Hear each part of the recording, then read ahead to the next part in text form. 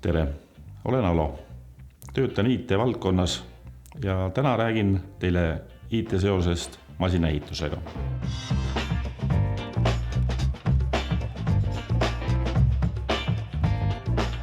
Kuidas sattusid masinaehituse valdkonda ja kaua oled valdkonnas tegutsenud?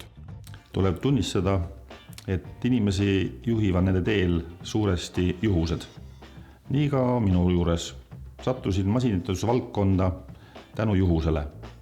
Olen selle juhuse üle tänulik ja kõnnin seda teed sirgeselgselt. Mis on masinaehitus? Masinaehitus.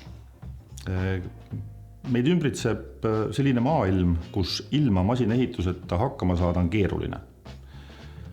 Masinatest koosneb meie tänapäev. Võtame videokaamerad, trammid, mis liiguvad, lennukid, mis lendavad, laevad, mis sõidavad, skarpellid, mis lõikavad. See kõik on osa masinaehitusest. Mis teeb sinu tööpäeva põnevaks? Minu tööpäeva teeb põnevaks teadmine, et ees on ootamas palju põnevaid ülesandeid. Midagi lihtsat masinaehitusvaldkonnas ei ole, mis tähendab seda, et igal päeval tuleb juurde õppida midagi uut ja seda enda jaoks lahterdada selliselt, et järgmisel päeval sama kogedes oleks kogemus olemas selle keerulise ülesande lahendamiseks. Millisele inimesele sobib töö masinaehitus valdkonnas? Masinaehitusvaldkonna töö sobib kindlasti inimesele, kes on oma loomult rahulik. Seadmetega töötamisel on üsna tähtis osa ohutustehnikal, aga samuti õpitud teadmuse kasutamisel. Kus ja kuidas ma saan õppida masinaehitus inseneriks? Kindlasti tuleb õppimist alustada juba algklassides, valides reaalkallaku. Sealt edasi on võimalik minna keskastme õppeasutusse või kõrgemasse kooli õppima juba masinaehitusinseneriks. Kuidas leida praktikakoht masinaehitus valdkonnas? Masinaehitusvaldkonnas leiab kõige paremini praktikakoha, kui sa räägid kellegi inimesega, kes on selles valdkonnas töötanud ja tema silmis põleb tuluke. Näiteks võid astuda läbi Corp Leola konvendist, leida mind ülesse ja küsida, kuidas saab praktikale. Ma aitan sind. Kas antud valdkonnas on ka praktika tasustatud? Siinkohal tuleb öelda, et see sõltub inimesest ja praktikakohast. Kõik inimesed, kes lähevad praktikale, eeldavad, et nende töö on tasustatud.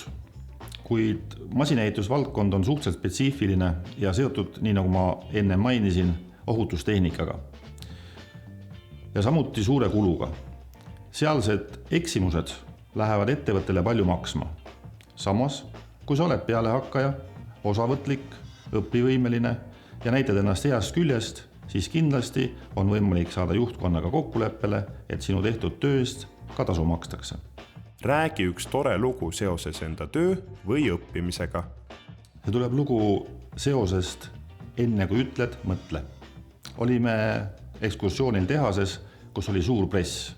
Üks õpilastest palus vaadata, mis juhtub õunaga, kui see pressi alla panna. Me nägime seda. Peale lurtsu, kui press ennast üles tõstis, oli õunakile ja meie kõhtudel õunamahla jäljed. Mis toob edu selles valdkonnas?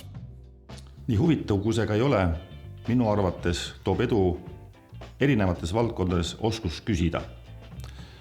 Ja sellele peab järgnema oskus küsimusele vastust leida. Nõnda samuti, kui oskus püsitada ülesanne ja see ülesanne lahendada ja mitte piirduda ainult lahendusega, vaid ka selle lõpliku analüüsiga. Millised karjäärivõimalused on masinaehitus inseneril?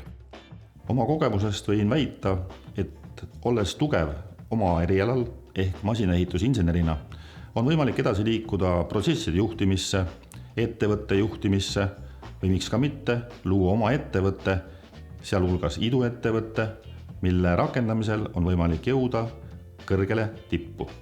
Anna üks soovitus noorele, kes on huvitatud masinaehitus valdkonnast. See soovitus võib olla üldine. Ära karda eksida. Tee vigu, kuid tea, et kõik, mis hiilgab, pole kuld.